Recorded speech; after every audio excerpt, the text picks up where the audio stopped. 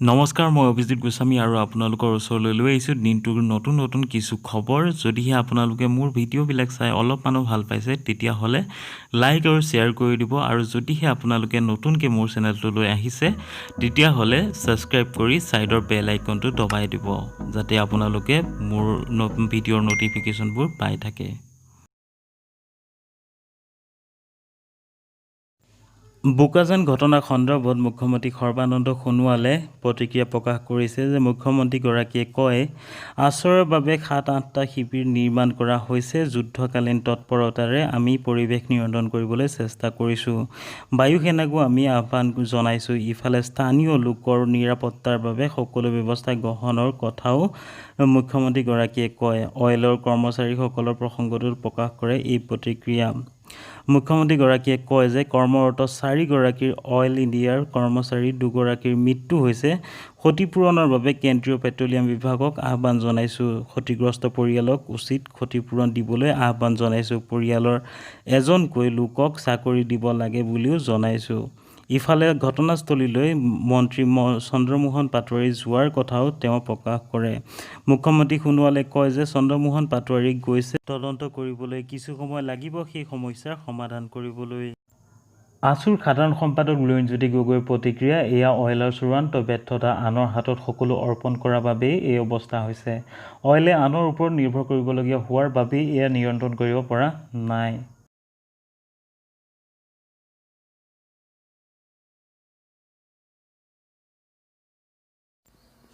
চৰকাৰ আৰু প্ৰশাসনৰ নিৰ্দেশনা অনুসৰি সুদীৰ্ঘ ২.৫ মাহৰ মূৰত আজিৰে পৰা খোল খাব ৰাজ্যৰ হোটেল, ৰেষ্টুৰেণ্ট, শ্বপিং মল আৰু উপাসনাস্থলীৰ দুৱাৰ। নিৰ্দিষ্ট নীতি-নিয়মৰ মাজেৰে এইসমূহ কাইলৈৰ পৰা খোলাৰ বাবে ৰাজ্য চৰকাৰে অনুমতি প্ৰদান কৰাত সমগ্ৰ ৰাজ্যৰ লগতে গুৱাহাটীবাসী সম্পূৰ্ণ সাজু হৈছে। বিশেষকৈ মছজিদ, মন্দিৰ, দেৱালয়, গুৰুদ্বাৰ আৰু অন্যান্য ধৰ্মীয় উপাসনাস্থলীসমূহ সুদীৰ্ঘ ২.৫ মাহৰ মূৰত উপাসনাৰ নিৰ্দেশনা অনুসৰি খুলিবলৈ বিভাগীয় কৰ্তৃপক্ষই দেওবাৰে যাৱতীয় ব্যৱস্থা গ্ৰহণ কৰা পৰিলক্ষিত হয়। ভক্ত দৰ্শনাৰ্থীৰ লগতে ধৰ্মপ্ৰাণ ৰাইজৰ সুৰক্ষাৰ প্ৰতি লক্ষ্য ৰাখি পৰিচালনা সমিতিসমূহে মন্দিৰ, মছজিদ, গুৰুদ্বাৰ আৰু অন্যান্য উপাসনাস্থলী দেওবাৰে চাফ-চিকুণ কৰে। দীৰ্ঘদিন ধৰি বন্ধ হৈ থকা উপাসনাস্থলীসমূহ স্বাস্থ্যসন্মতভাৱে ছেনিটাইজ কৰা পৰিলক্ষিত হয়। কৰোনা ভাইৰাছৰ সংক্ৰমণৰ ৰোধৰ প্ৰতি লক্ষ্য ৰাখি চৰকাৰে নীতি-নিয়মৰ মাজেৰে উপাসনাস্থলীসমূহ কাইলৈৰ পৰা খুলিব। যদিও কামাখ্যা ধাম আৰু উমানন্দ মন্দিৰৰ দুৱাৰ ভক্ত তথা দৰ্শনাৰ্থীৰ বাবে অহা ৩০ জুন পৰ্যন্ত বন্ধ কৰা হ'ব বুলি পৰিচালনা কমিটিয়ে জানিবলৈ দিছে। উল্লেখযোগ্য যে উপাসনাস্থলীসমূহ খুলিলেই সামাজিক দূৰত্বকে ধৰি কেন্দ্ৰীয় স্বাস্থ্য আৰু পৰিয়াল কল্যাণ মন্ত্ৰালয়ে ইতিমধ্যে জাৰি কৰা সকলো প্ৰট'কল মানি চলাটো বাধ্যতামূলক। নিৰ্দেশনা অনুসৰি প্ৰতি ঘণ্টাত উপাসনাস্থলীসমূহত ২০ জনতকৈ অধিক লোক সমবেত হ'ব নোৱাৰিব। অৱশ্যে কোনো ধৰ্মীয় অনুষ্ঠানৰ এলেকা সৰু হ'লে পৰিচালনা কমিটিসমূহে সমবেত হোৱা লোকৰ সংখ্যা ২০ জনতকৈ হ্ৰাস কৰিব পাৰিব। কিন্তু প্ৰতিগৰাকী ভক্ত বা দৰ্শনাৰ্থীয়ে পৰিচালনা কমিটিৰ টোকেন লোৱাটো বাধ্যতামূলক। ইফালে হোটেল, ৰেষ্টুৰেণ্টসমূহ কাইলৈৰ পৰা খুলিবলৈ প্ৰশাসনে অনুমতি প্ৰদান কৰিছে যদিও সামাজিক দূৰত্ব বজাই ৰখাৰ সমান্তৰালকৈ ক'ভিড-১৯ প্ৰতিৰোধীসকলৰ ব্যৱস্থা গ্ৰহণ কৰিব লাগিব। হোটেল আৰু ৰেষ্টুৰেণ্টসমূহত ৫০% সমবেত হ'ব পাৰিব।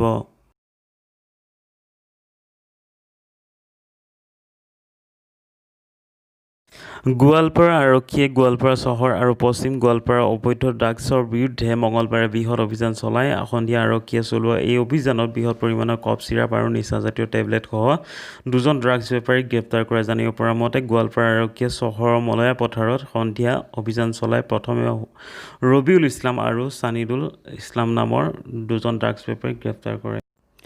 ৰবিউলৰ স্বীকাৰোক্তিৰ ভিত্তিত লক্ষীপুৰ আৰক্ষীৰ সহযোগত গোৱালপাৰা আৰক্ষীয়ে লক্ষীপুৰ নগৰৰ শিমলুবাৰী ড্ৰাগছ মাফিয়া ছামছুল আলী ৱাকন্দ আৰু ৱাহাব আলী আকন্দৰ বাসগৃহত অভিযান চলাই ১৪ কাৰ্টুন কফ চিৰাপ আৰু ৩০,০০০ নিচাজাতীয় টেবলেট জব্দ কৰে। ড্ৰাগছখিনিৰ মূল্য আনুমানিক ৫ৰ পৰা ৭ লক্ষাধিক বুলি গোৱালপাৰা আৰক্ষীয়ে সংবাদ মাধ্যমক জানিব দিছে। অৱশ্যে ছামছুল আলী আকন্দ আৰু ৱাহাব আলী আকন্দৰ নামৰ পলাতক ড্ৰাগছ মাফিয়া দুজনক গ্ৰেপ্তাৰ কৰিবলৈ আৰক্ষীয়ে অভিযান চলাই আছে বুলি হেডকোৱাৰ্টাৰৰ ডিএছপি ৰূপজ্যোতি কলিতাই জানিবলৈ দিয়ে।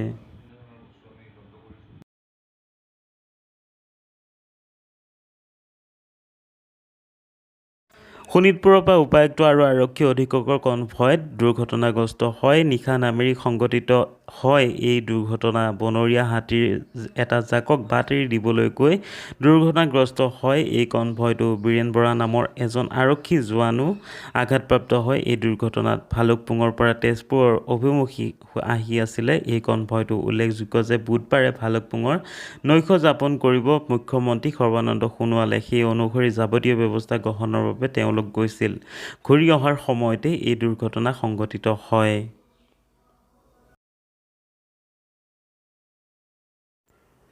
কৰোণামুক্ত হ'ল নিউজিলেণ্ড। যোৱা সোমবাৰে দেশখনে নিজেই কৰিলে এই ঘোষণা। কৰোণাত আক্ৰান্ত হৈ চিকিৎসালয়ত ভৰ্তি হৈ থকা শেষৰগৰাকী ৰোগীক সোমবাৰে ঘৰলৈ যাবলৈ অনুমতি প্ৰদান কৰাৰ পাছতেই কৰোণামুক্ত দেশ হিচাপে ঘোষণা কৰা হয় নিউজিলেণ্ডক। দেশখনত বিগত 17 দিনত কোনো লোক নতুনকৈ কৰোণাত আক্ৰান্ত হোৱা নাই। কৰোণামুক্ত হোৱাৰ পাছতেই নিউজিলেণ্ডৰ লকডাউন সম্পূৰ্ণৰূপে শিথিল কৰা হয়। মুখ্যমন্ত্ৰী জেচিণ্ডা অৰ্ডনে লকডাউন শিথিল কৰাৰ ঘোষণা কৰি কয় যে দেশ কৰোণামুক্ত হোৱাৰ খবৰ পোৱাৰ লগে লগে মই আনন্দ অনুভৱ কৰিছিলোঁ আৰু জীয়ৰীৰ সৈতে ডান্স কৰিছিলোঁ। তেওঁ লগতে কয়, এয়া জনতাৰ ঐতিহাসিক জয়। মোৰ বিশ্বাস কৰোণাত প্ৰতিহত কৰিছোঁ আমি আৰু আগন্তুক সময়ত সকলো সজাগ হৈ থকাটো প্ৰয়োজন। উল্লেখযোগ্য যে নিউজিলেণ্ডত কৰোণাত আক্ৰান্ত হৈছিলে 1504 গৰাকী লোক। কৰোণাত আক্ৰান্ত হৈ দেশখনত মৃত্যু হোৱা লোকৰ সংখ্যা হ'ল 22 জন।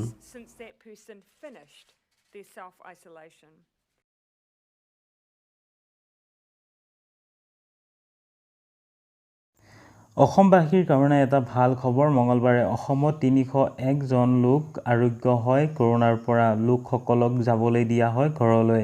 স্বাস্থ্যমন্ত্ৰী হেমন্ত বিশ্ব শৰ্মাই এই কথা সাদৰি কৰিছে। এতিয়ালৈকে মুঠ 1085 জন লোক হৈ উঠিছে আৰোগ্য। আনহাতে এতিয়াও চিকিৎসা প্ৰদান কৰি থকা হৈছে 1844 জন লোকক। দেশত কৰোণাৰ প্ৰকোপ দিনক দিনে বৃদ্ধিহে পাবলৈ ধৰিছে। শেহতীয়াকৈ স্বাস্থ্য আৰু পৰিয়াল কল্যাণ মন্ত্ৰালয়ে সাদৰি কৰে যে বিগত 24 ঘণ্টাত দেশত কৰোণাৰ আক্ৰান্ত হৈছে 9985 গৰাকী লোক আৰু এই সময়খিনিত মৃত্যু হৈছে 279 গৰাকী লোকৰ।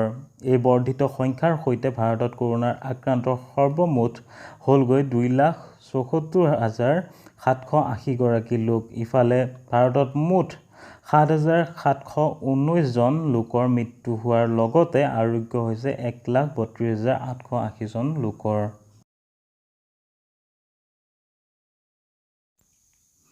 নুমলীগড়ত এতিয়া চৌদিশে কেৱল বন্যহস্তী। খাদ্যৰ সন্ধানত দিনৰ পোহৰতে নুমলীগড় বনাঞ্চলত বন্যহস্তীয়ে মুক্ত বিচৰণ কৰিছে। পথ পথাৰ চাহ বাগিচা সকলোতে হাতী। নুমলীগড়ৰ ফুলনি গাঁৱত বৃহৎ হাতীৰ জাকৰ পৰা ফাটি অহা কেইটামান হাতীয়ে এতিয়াও পিটপিটাই ফুৰিছে বনাঞ্চলত। 29 নং ঘাইপথেৰেও পাৰ হৈছে হাতীৰ জাক। গাঁৱৰ ৰাইজৰ ফচল খাই তহিলং কৰা হাবিৰ হাতী এতিয়া বনাঞ্চলত।